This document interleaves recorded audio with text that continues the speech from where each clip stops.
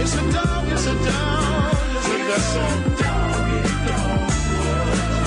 dog world. When The Chronic and Doggy Style become huge hits for Interscope, they now have a steady music supply coming from Death Row Records. And so what was once the label home to Marky Mark and the Funky Bunch and Gerardo is now home to the hardest of the hardcore gangster rap that's selling worldwide. And also, they had Tupac Shakur. I got it now. I got it. Hold on now. I got it. Let's play the beat. Okay, let's get serious. What the rap audience ain't ready for is a real person. You know what I want to say, a real N-I-G-G-A. I'm coming out, I'm 100% real, I ain't compromising Nathan. Anybody that talk about me got problems, you know what I'm saying? It's gonna be straight up, like if I was a street person. That's how I'm coming at the whole world, and I'm being real about it, and I'm gonna grow with my music. Tupac Amaru Shakur, he was born to Afeni Shakur, a famous Black Panther. She was one of the Panther 21. There was Afeni Shakur, who had been forced to live in the New York Women's House of Detention while she was pregnant. She had to deal with struggles in jail, having to petition the court so that she would get better meals so that she could, you know, provide for her as of yet unborn child. A lot of people are not from that era. They don't even know what a Black Panther is. But I'm a cat who went to school who couldn't get no breakfast, and the Black Panthers insisted that the Oakland public school system provide breakfast for the kids with the tax money. The Black Panthers insisted that police stop attacking the community. When you think about that, now think about Tupac. That's his mom. His mom comes from people who say stand up for yourself. My mama was a Panther, my papa was a hustler from 135th Street, you know what I'm saying? On her trial, facing about 360-something years for conspiracy to all that, she made love with my father, the hustler, and they had a baby, and she was in jail, pregnant with me, you know what I'm saying? I came up out of that. He was always growing up with different father figures, and so he was constantly looking at either the revolutionaries or the thugs. I also come from the streets because I moved to California, lived in Marin, lived in Oakland, you know what I'm saying? Now I live in Los Angeles, you know, so I'm coming out the street. It's the thug life, that's all. I come out the thug life. Once he started making records that dealt with Black Revolution or that dealt with thug life, he didn't see it as a contradiction. You know they got me trapped in this prison of seclusion. Happiness living on the streets is a delusion. Even a smooth criminal one day must get caught. Shot up or shot down with the bullet that he bought. You knew when you met Tupac that he was something special. There was something about him. Even when he doing a Humpty dance, you know this is not it. This is not all of who he is. When he was in the Bay Area, he hooked up with Digital Underground. At first was kind of a roadie, then, you know, one of the guys on stage doing Humpty Hump.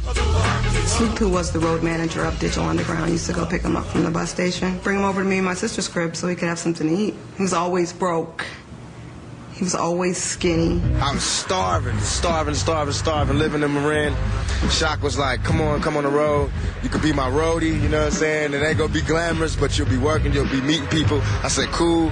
Got off the road, he said, well, I'm gonna pay you this, and I'm gonna let you do same song. I did same song. Ever since then, it's been on. Tupac, go ahead and rock this. Now I clown around when I hang around with the underground. Girls used to frown, say I'm down when I come around. I didn't hear All Around the World same song till like the video. The people in Digital were telling me about it, and I heard it, we're like, wow, amazing, but it was a verse. But when he said Brenda's got a baby, that's when we were floored. Now Brenda really never knew her moms, and her dad was a junkie, wouldn't let him to his arms. It's sad, cause I bet Brenda doesn't even know. Just cause you're in the ghetto doesn't mean you can't. Like, who is Brenda? Who do we know her? Does she live in Oakland? What's going on? And he was like, it's a metaphor for all girls. Wise up. Like, why are you asking me dumb questions? Tupac is a real artist. You know, when you got records like Brenda Had a Baby, it's on a whole other intellectual level.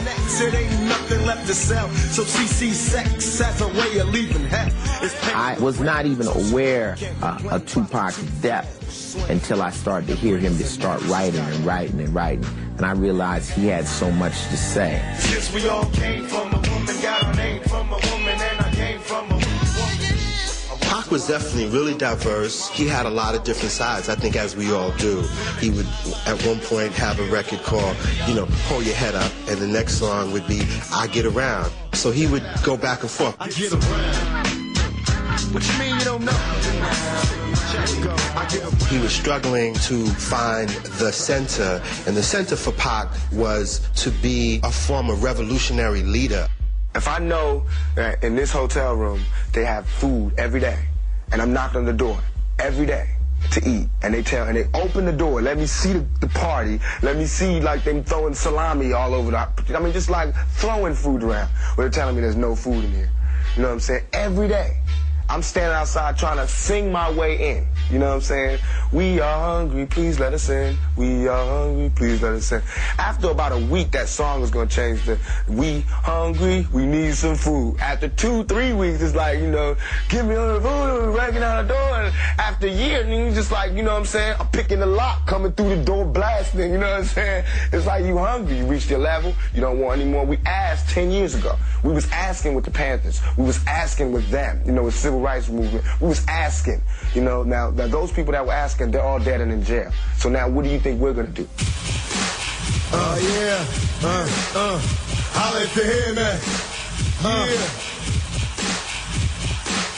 Here we go, turn it up, let's start. From block to block, we're snatching hearts and rejecting marks. He became progressively more gangster because he realized that even though his political records were critically acclaimed and, you know, got him a certain amount of respect and stuff, he wasn't reaching the audience he wanted to reach. Drink a liquor and I'm looking for they live more illegal as a sling another ounce. I wish it was a kilo. That's how we rolling in the 9-3. Thug life. We stomping over all that madness that's out there, because brothers is fronting. We finna take it to the streets again. If I gotta leave my record company, whatever I got to do, it's finna be in the streets again. I'm finna be saying my stuff uncensored, all that. Get the gat too, you know what I'm saying? It's well too. No, don't put that. Shit is real. No, get the gat. Let them thug life. Doing it anymore. That scene.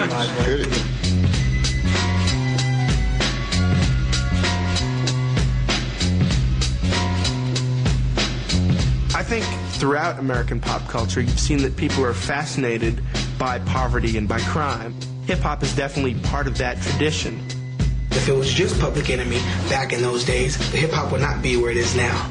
Gangster music fueled hip-hop the same way as violence fuels Hollywood. We've never had black male celebrities like this. We've had bad dudes.